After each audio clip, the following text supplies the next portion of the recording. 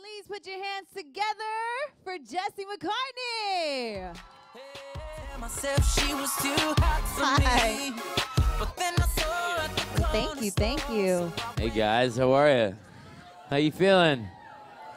Yeah. Welcome to our AT&T THANKS Sound Studio. I love it because you just did it for the gram one time. That's With right. that, you definitely did That's it for the gram. Gotta do it for the gram. How you guys feeling? How's life going? Life's going great. Life has been amazing this year. Obviously, I put out some new music. I have a new single out called "Better with You," and it's been taking the country by storm. Where we have a practically sold out tour around the country. Who's going to the show tonight? You guys going? Yes. Yeah. I love it. I love it. So we got like 3 stops left. Actually, it's almost over. Coming to the end, right? But it's been incredibly fun. So you were on a little break for a little while, and what was your, I guess, what did you want different with this tour versus your last one? I think, I mean, it had been, like you said, 3.5, 4 years. I had time to sort of think about it and think what I wanted to do and think about what I wanted to do. And I knew that I wanted to play some new music, but I also knew I had to play a lot of the oldies, right? Oh, yes. And don't worry, that's coming later. Don't worry. And I think for me this time around, I wanted a little bit more of a modern look visually. Right. So I kind of pared down what's happening on stage. So it's actually just me, my drummer and guitar player, which is a very sort of modern take on a band. It's kind of intimate, too. It's intimate, but it's not. It actually has the presence I mean, it's intimate in the sense that it's, the venues are, we're playing like at the Fillmore tonight, right? Right. So there's a lot of interaction with the audience, but it has this feel of a big, big show because we have visually these huge LED walls on stage surrounding the band. And put a lot of time and effort into the lighting aspect of the show. So it's visually as appealing as it is musically, and so we spent a lot of time on that as well as the music. Right. So you have the new song out. Are we getting more music? Oh yeah. Anytime soon? Oh yeah. Oh so my goodness. you heard the new song. There's another song coming out later in the summer or later this year called "Wasted," which is a fun party record. I feel like it. and then to follow that, a couple more songs to make up an EP. After the tour, I'm trying to get back in the studio to write a few more to try and complete a full album, but that would be probably not till next year. Right. Well, you don't want to force it either, right? Like you want it to be as organic as it can. Here's the thing, like there's no rules anymore, and I try to write the best songs I can and then put those out. And if I'm not gonna force a full album if the songs aren't up to snuff. So to me, like we can release one at a time. We can release 2 or 3 at once. I mean, it just depends on the quality, and to me, that's the most important thing, right? Totally, so, yeah, that's what it's about. Yep. When you go in the studio, do you have any like rituals that you do that you're like, this is my process, this is how I do things? No, not really. I'm generally I don't like to start too early. I'm not like a real big morning person. Me neither. And also like singing in the morning is just not a fun thing to do. But so I get up. I'll go to the gym and then I go get my like coffee. That's sort of my daily routine. Okay. And then like I'll grab a bite and bring it to the studio, eat, and then sort of like write and eat. And I'm also just very comfortable. I wear like my house shoes and like my shorts and my sweats and just kind of you just gotta be in that comfortable vibe. Gotta be in that comfy zone. I get it completely.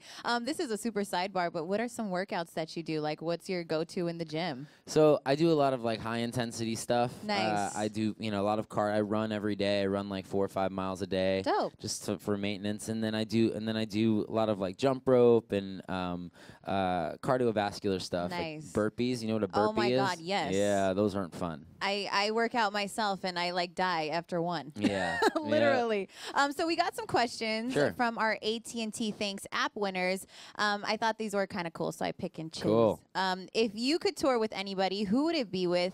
And also, well, we just heard the album part. He's working on a little something. But who could you tour with if you would want to? Oh man, there's so many talented artists out there that I would love to tour with. Every time I run into my old friend Nick Jonas, it's always a blast.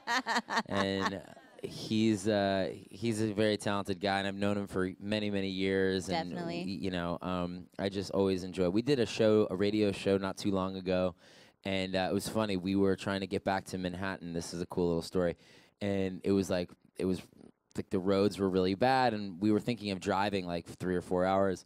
And he's like, actually, I'm not driving because it's way too unsafe. He goes, we chartered a plane. You want to jump on my jet?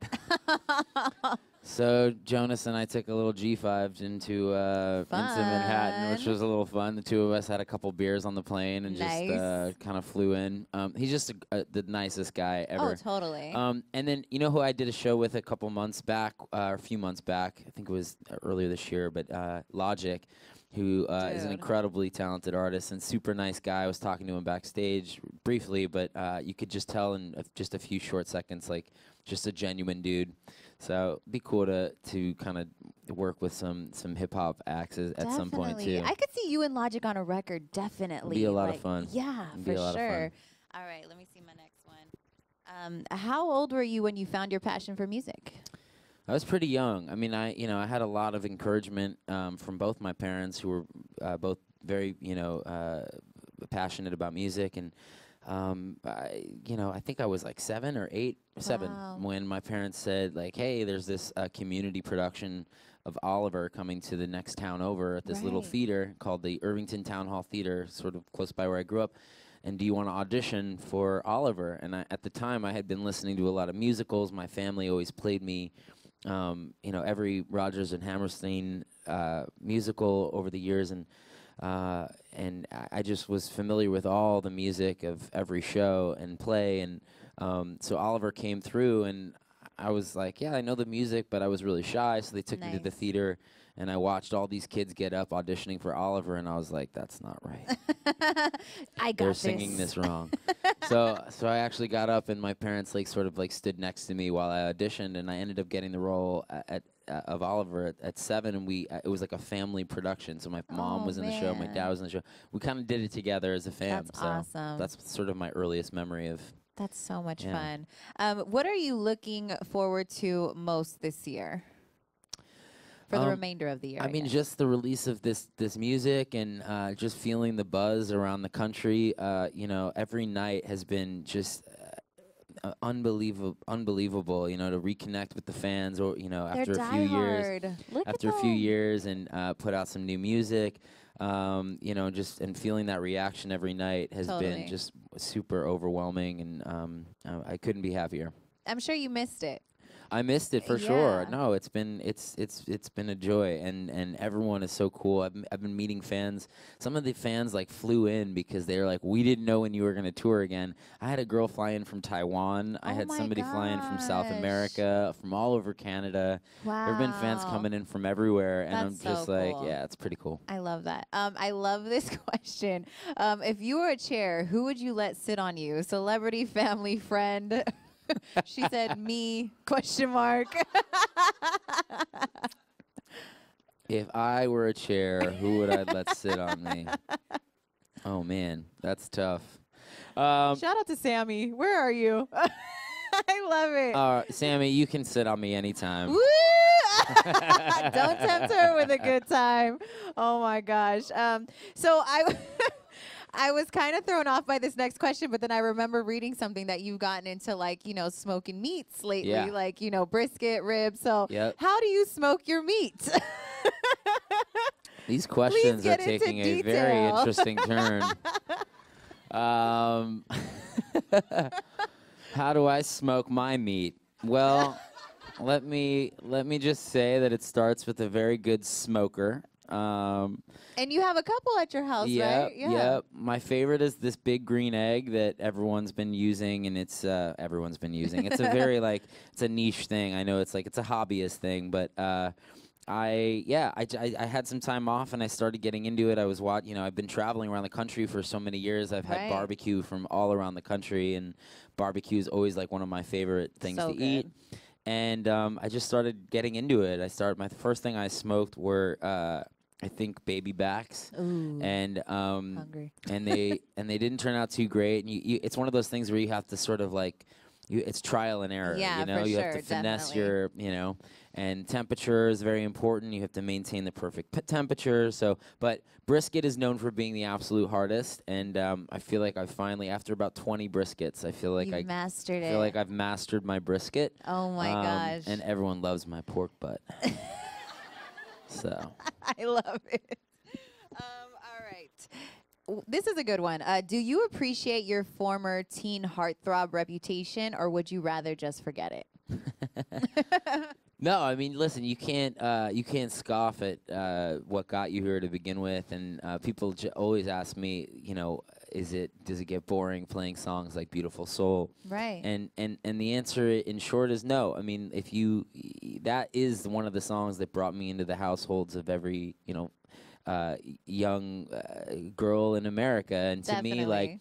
to me, that was how I got my start, and that was my foot in the door, and so often people don't get that opportunity or that chance. So now it's come full circle, and when we play that song live, I actually play it as an encore, and it's Love it. the energy is palpable. It's just you can feel everybody.